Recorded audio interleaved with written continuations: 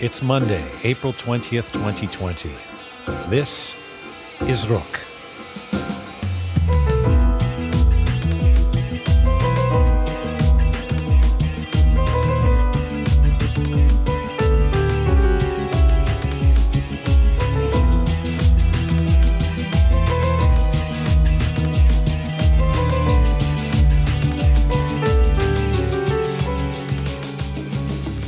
Maybe one desperate resource we need during a global health crisis is resilience. While we owe everything to the frontline workers who are risking themselves to save all of us, this is also definitely an international exercise in everyone digging deep. In the next couple of episodes, we're going to hear from two different voices in the Iranian diaspora, both role models of resilience. Today, a woman who's broken down barriers and literally fought her way past social, political, and institutional obstacles to become a champion. She's an exemplary case study in resilience, and she's here to share what she's learned. I'm Jian Ghomeshi. This is Roqe.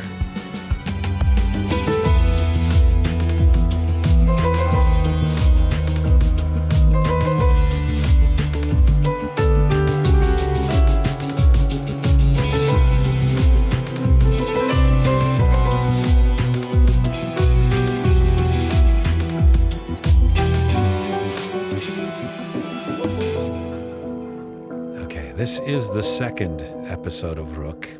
We launched last week with Hamid Esmailion as my guest, and I was so grateful that he agreed to do this and to open up the way he did. I also want to thank the folks who have found us already and started listening to this and sharing what we're doing.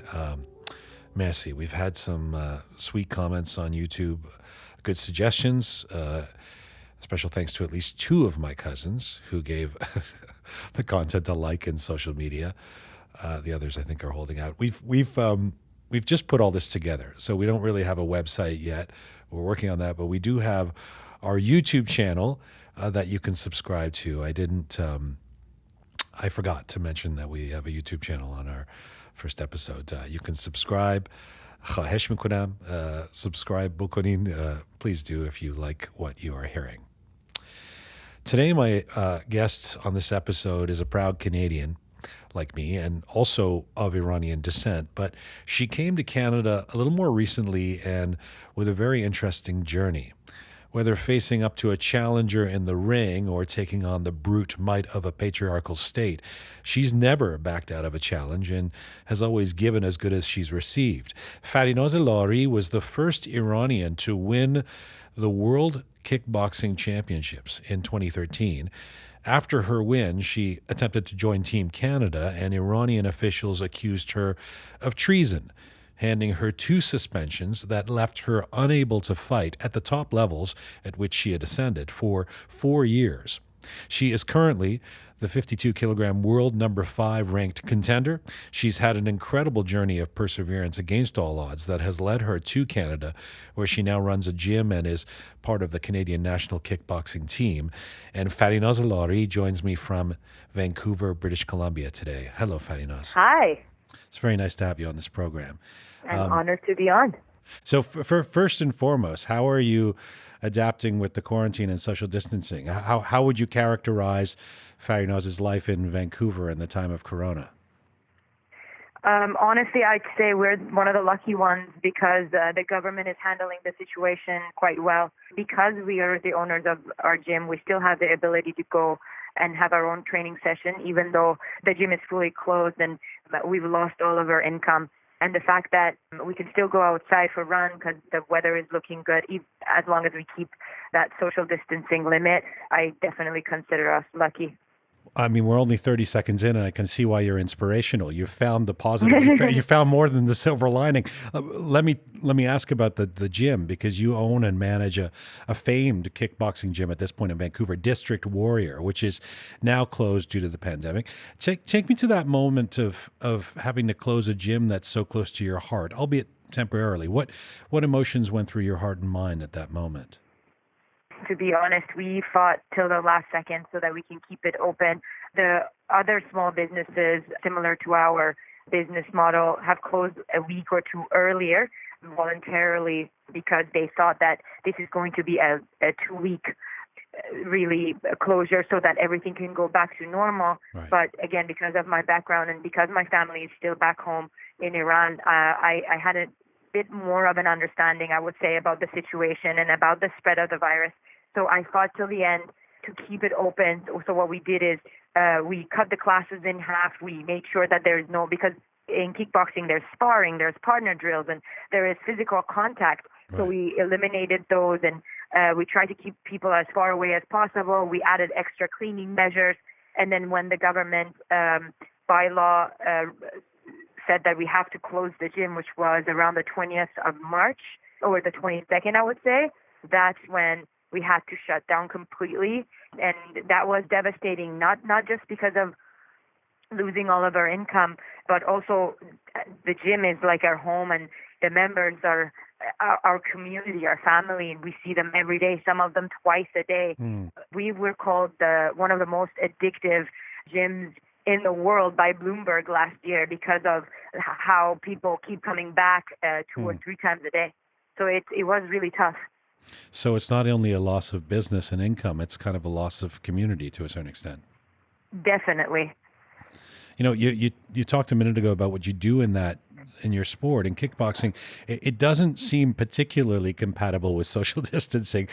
You're not across the net from somebody else hitting a ball at you. You're actually physically, touching people. Tell me about how you are imagining you're going to be able to continue training. I mean, I know you've got the advantage of your husband, Ali, who trains with you, but what does this actually do to a contact sport in this moment?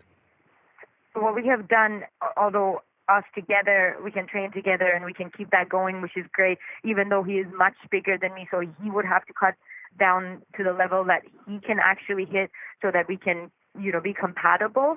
But there's still a speed and technique and other drills that we can do and keep ourselves focused. But as a business standpoint, if, let's say, we can open, but we will have to keep a certain distance measurement, we won't be able to operate fully at all. And I would say the most fun part of kickboxing is when you actually know enough technique that you can defend yourself and you can throw the techniques with control. And I would say those classes for us are the busiest classes because we bring that sense of trust and high-level technique that people who join the classes believe that they won't get hurt and they will actually improve. So what we're doing right now, we're doing virtual classes for our fitness program. We are just starting our kickboxing program online. However, it's mostly shadow boxing and practicing drills on air. And it's tough. It's not as motivating. It's not as intense. But we just have to do what we have to do. Well, that's what I was going to ask, because there are many apps and even interactive sport gear available today that can sort of magically teleport people into training or exercising in their own homes as if they're in a virtual gym. Can full contact sports such as kickboxing find some refuge in those virtual spaces? It seems counterintuitive. It can, I would say. For example, a private client of mine just hung up a bag yesterday, and I was online helping her, giving her some tips in order to work on the bag, which is great for her. She has the space, but not all of us do. A lot of us live in a condo. And let's say if somebody is into kickboxing and the partner that they live with is not, then they won't be able to, hold the pads for them and then push them to keep them accountable. So it's quite tough. But I've been telling all of our members and our community that this is a short time, and sometimes these tough situations are just there to test our perseverance. And if we can manage to keep ourselves focused and work on the things that we normally don't want to work on, then it will be much more improved when we come back. And there's people like Babak Amini, who's here in Canada, but he still has a big following in Iran, and he does online guitar classes for people in Iran. Are these virtual reality gyms and what you're doing accessible to sport enthusiasts in Iran? Do you have a following there that can it reach you online? I do have a big following from Iran. I'm grateful for that because I've been here for 10 years, and the fact that my people still find me interesting enough to follow and follow the lead of how I do my kickboxing, how I train my fitness athletes. I'm beyond grateful for that. So I do have a free online Instagram live session every week that the ones who can't afford the sessions can always join in. And I do have 3 times a week of Zoom training sessions, which is very affordable for $8 a session that they can join from anywhere around the world. So I feel like because this pandemic is going longer than what people anticipated, people are trying to get on the new training methods. And that's a new era. It's definitely new for me. It's a challenge. It's hard, especially because I have to always consider that people are in a smaller space and they don't have any equipment available. So it keeps me motivated to bring in new exercises and challenge my knowledge, but also the fact that people are so willing to test themselves and try new things is inspiring to me. What's an example of how it's challenged your knowledge of how you've had to adapt? I would say before this, I had a minimal body weight exercise routine that I would always bring into my classes as a warm-up, like I would say a regular squat, push-up, sit-up, exercises like that. But ever since knowing that, people can't be outside or can't use a certain equipment, some people don't have a dumbbell at home, I figured out the way that even with, let's say, 6 or 7 exercises, I can change the time format of the exercises, put them in time sequences, giving them certain amount of breaks, challenging that, switching the time limits, supersetting 2 exercises with different time sets, basically bringing that Muay Thai rhythm or kickboxing rhythm into fitness exercises. I can still make them sweat, make them burn extra calories, and, make them feel good about their training after. You talked about the community and having a following in Iran as well as around the world. Your story is not the average tale of the first generation migrant. Faced with insurmountable obstacles in pursuing your passion in Iran, you had to make a conscious choice of abandoning the glory of representing Iran in international arenas to start this completely new life in Canada and join the Canadian team. Obviously, that must have been an excruciating decision. Have you ever looked back with regret at that? Not at all. I'd say when I first moved to Canada, it was my family's decision. They applied for immigration many years back, and then by the time it was approved, I was already graduated from university, and I already had a good spot in the national team, and I was on my way to the top. So the first few years, I would say 3 or 4 years that I was in Canada, I would still go back and forth because my training and my team was back home. And right. So it was a little bit of a challenge having to travel and not being able to settle. But when I reached the point of World Championships, and when I saw how they would typically work with the men and how they would appreciate the male athletes compared to a female athlete that was the first ever to win a World Championships. So when I won it, there was no man or women who've ever won it. So right. It was a first right. for all of us. And what the reaction that I got and how disappointed they were because they wanted the men to they almost get didn't the first medal. They almost didn't publicize it, right? Is that correct? No. All the publications, to be honest, happened through social media. The social media scene was picking up, and that's how people found out, because every year at the end of the Persian year, they do this athlete appreciation night, and then they would invite them and give them gifts, etc. And then what they did is they didn't invite me, and they invited all the men, Wow. even though they didn't medal. And at that time, all these things would make me angry and frustrated, and I still wanted to prove myself. But then when I got the invitation to be in the Canadian team, it was kind of a relief for me, because I felt like even though I haven't achieved anything in Canada, this is a country that appreciates my work and appreciates all I've done. I was thinking about you and thinking about I was thinking about wearing the flag of a country when you're competing, especially at that elite level, winning medals, etc. It's such a big declaration. Like I'm not sure I can even think of something that is similar to that in terms of how big a declaration it makes and what kind of a symbol you become of that place. And you became this champion representing Iran. Now you represent Canada and you live and work in Vancouver. How do you sort out your own identity? How can you identify what feels like home? I'm very grateful for Canada because you are right that the biggest achievement is for Iran, and I will never forget the moment that I stood on the podium and they raised the flag and the national anthem was going and my whole body was shaking. It was the most, I would say, amazing feeling of my life. But Canada I'm so grateful for because they understand your background. They accept you for who you are. They don't expect you to lose your identity and be this person that they want you to be and say what they want you to say. So they appreciate what I have and what I bring and all the experience. And I am still, the girl that comes from Iran. But at the same time, I have my own place. I'm valued here. It's not just that they didn't celebrate you or invite you to those kind of celebrations. You were sanctioned then by Iran and prevented from performing in the sport you love for 4 years. How do you channel the anger and heartbreak you must have felt? So what happened was after the 2013 World Championships, I was invited to compete for Team Canada because I was already residing in Canada. My training was mostly there. So it would have made so much more sense. I was a permanent resident about to become a citizen. So what the officials of Iran did, they acted like it's okay and they approved. But then I went back, and so for kickboxing, World Championships is every 2 years.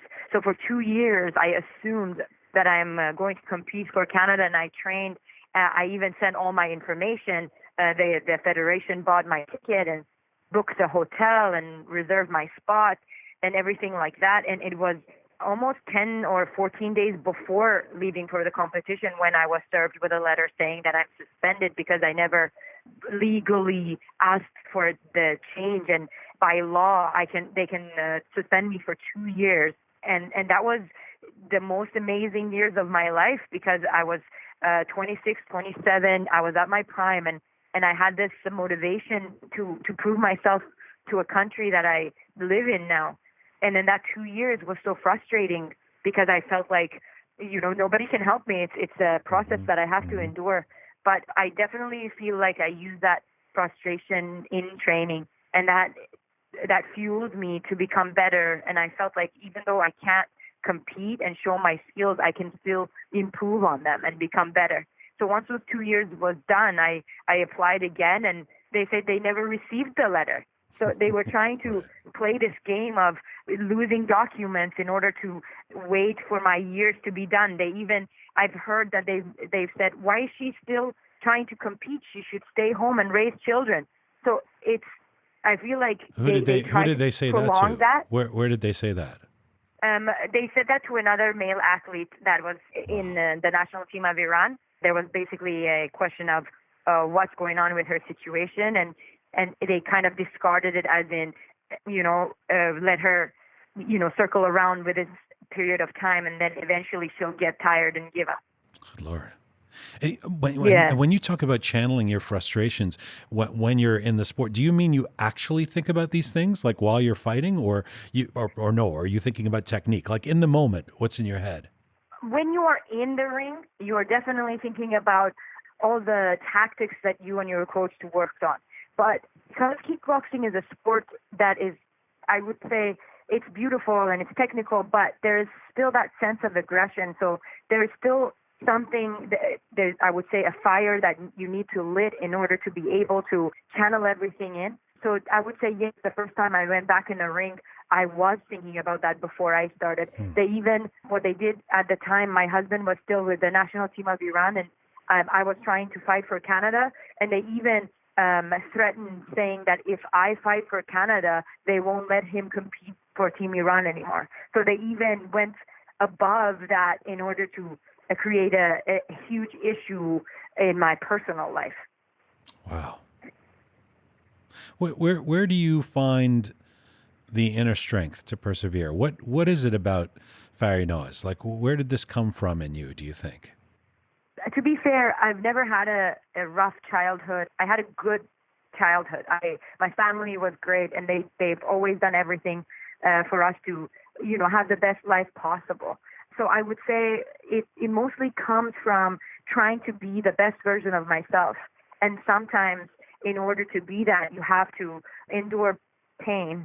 Doesn't mean like physical pain, but I always think that all these big champions, they had to endure something that wasn't in their liking. There was always something that they had to persevere and they had to push through, and there was always an adversity that they have to face in order to succeed. And I'm a true believer in that. So I think having that mentality helps me proceed with no matter what comes my way. But you just, even listening to you is inspirational, because you seem fearless. You seem, but no one is 100% anything, right? Definitely. So what is your kryptonite? What gets you scared? What are you terrified of? I'd say I'm scared all the time. I'm terrified all the time. For example, in the situation that we have right now, it's not easy. I don't have a big financial background of a help, and what I have is what I work for. So it's definitely scary waking up and thinking that you don't have an income. But this is how I look at things. I always take things step by step. For example, before this, I had to wake up every day at 5 a.m. because my first client was at 6 a.m. And I still have that routine. So what I tell myself is, you just wake up at that time. You just put your shoes on. You just leave the house. So I try to make everything in like smaller portions in order to be able to get myself through. Same thing when I want to go in the ring. I always say, just step in. And then I'm like, you just try to throw the first shot.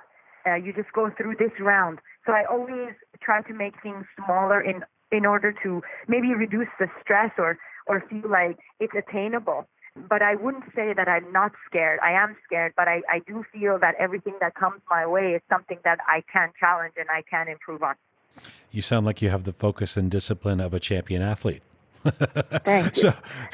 So if we're in the midst of this global pandemic, specifically with your sport, is there anything martial arts can teach us about dealing with crisis? Like, what's the survival technique that you fall back on in martial arts in an adversarial position? I'd say perseverance and repetition for us is everything. We have that discipline to not care if something is continuously repeated. For example, now that I train other athletes and people, I see that they get bored easily and they want to move on to new things. What martial arts teaches you is that you need to be doing, I would actually say Bruce Lee's most famous quote. He says, "I'm not afraid of a man who knows 1,000 techniques. I'm afraid of a man who knows one technique but has done it 1,000 times." So we always say that in our training. Why is that important? Why is that repetition so powerful? It just makes you that much better. For example, when you go into the ring and it's a stressful time, not all of your senses are working perfectly as they would when you are training because you're in a stressful environment. Same scenario here. You would always fall back on a technique that you have done so much that you no longer have to consciously think about in order to throw. So basically what we think is when you repeat something so many times, you will be able to throw it unconsciously without having to put as much effort. And that's the key in martial arts. You talked a couple of minutes ago about financial vulnerability, and you're not alone. Like elite athletes who are not in one of the big sports, like are not an NBA player or a tennis champion, seldom make bundles of money. What happens to an athlete who doesn't have millions in the bank in the time of Corona? What kind of conversations are you having with fellow athletes? So I would say in a sport like mine, women never have made good enough money in order to be able to say, I'm a professional athlete and that's my job. Unfortunately for women, they have maybe over the past 3 to 5 years reached a place that they actually earn something from fighting. Before, they wouldn't even earn anything. And then in a sport like MMA, women are now making as much money as the men, sometimes more, sometimes less, but not in all combat sports. For example, in boxing, women aren't making as much money to be able to afford a normal to low lifestyle. Same in kickboxing. So I've never expected my sport to provide an income for me. I always knew that I have to do something else. My university degree is in applied mathematics, so I was looking into getting into programming. It wasn't my interest. Coaching was more of a calling for me. So even when I was fighting, I was still doing personal training. I was still teaching classes, and that was always my main income. Well, I would say is. So now what I would say to a fellow athlete is, even though you should always respect that physical health and work on your training and keep yourself fit, it's good for your sanity, it keeps you going, but we always have to find a way in order to survive. I can't say this is the time that any of us could actually benefit from, but it's a time of survival. Do you think the government should be doing anything in this moment specifically to protect or financially support our best athletes, or people like you? Because I come from a place that women had almost zero respect and human lives had no value.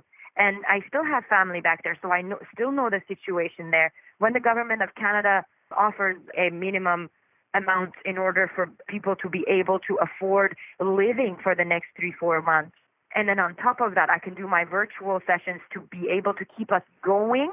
And then we are so lucky because Canadians are, I feel like they are the nicest people. For example, my landlord is charging half of the rent until I'm back on my feet.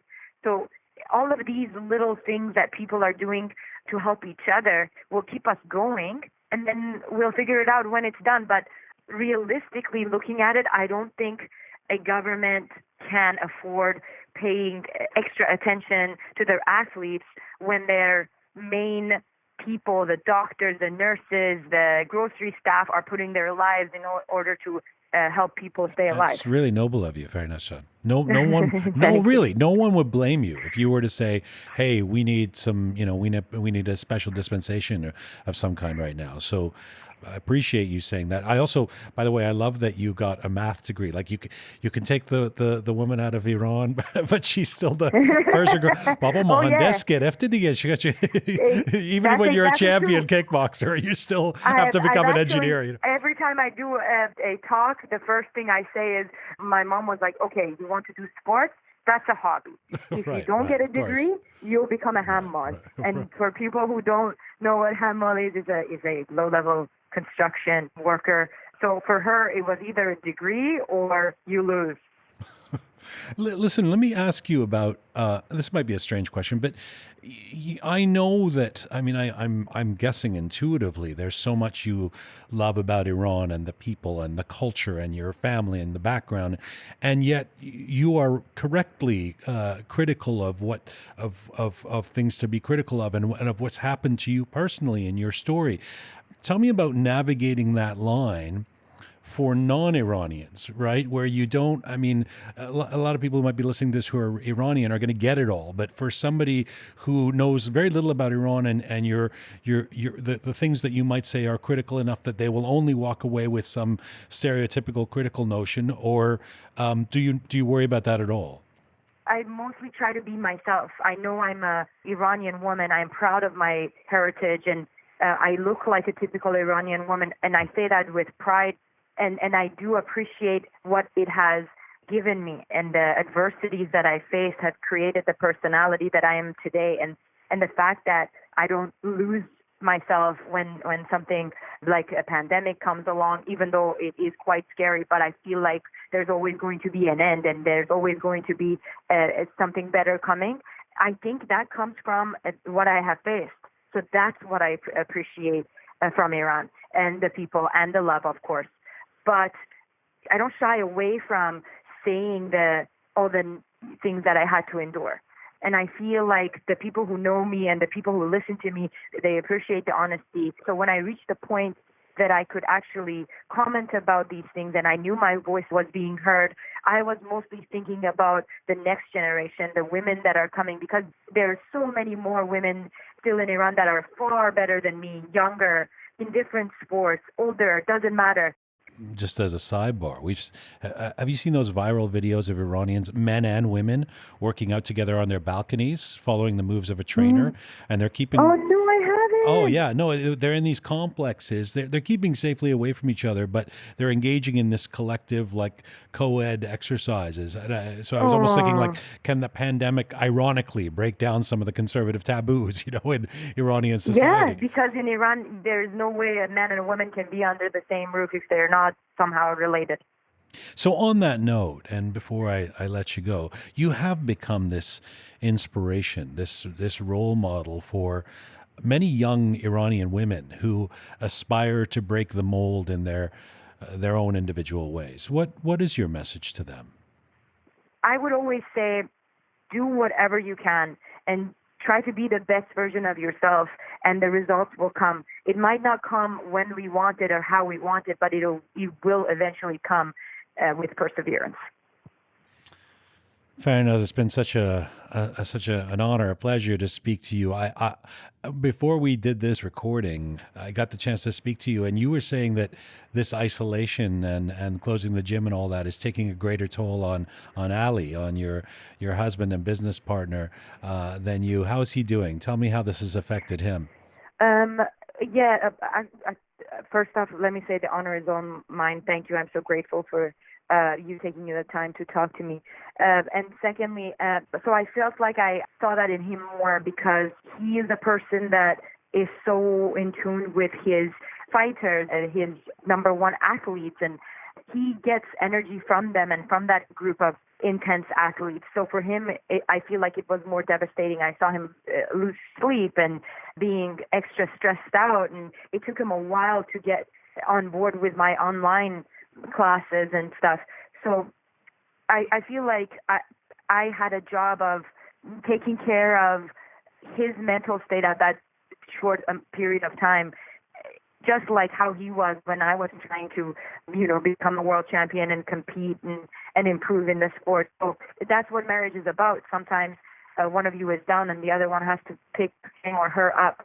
But now, as it's going by and as we are getting more settled into the situation that we have to settle into, he's getting more on board, and I feel like he's finding his own way. So it's looking good. Sounds like you guys are lucky to have each other. Definitely, both of us. I definitely do. He inspires me in so many ways, and I would say he's the first person who believed that I can actually do it, and I will never forget that. Take care of yourself out there in Vancouver, and we look forward to seeing you back in the ring. Thank you. Thanks very much. You too. Bye-bye. Thank you. Bye. Farinaz Lari, she is currently the 52-kilogram world number 5 ranked contender in kickboxing. Farinaz joined me from Vancouver, British Columbia today.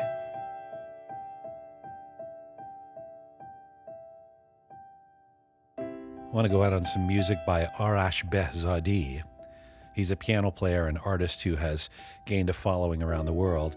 I know he's building a big fan base in Turkey. And he also has a beautiful spiritual message with his work. This is a song called Heaven's Gate from his album Elsewhere. Thanks to Arash Behzadi for what you do. This is Full Time for Roqe today. Thank you to our amazing little team. If you want to help us out or join us, please contact us at info@roqemedia.com or subscribe on our YouTube channel. Subscribe bokonin dige. Find us on Instagram at Roqe Media. I'm Jian Ghomeshi. To be continued.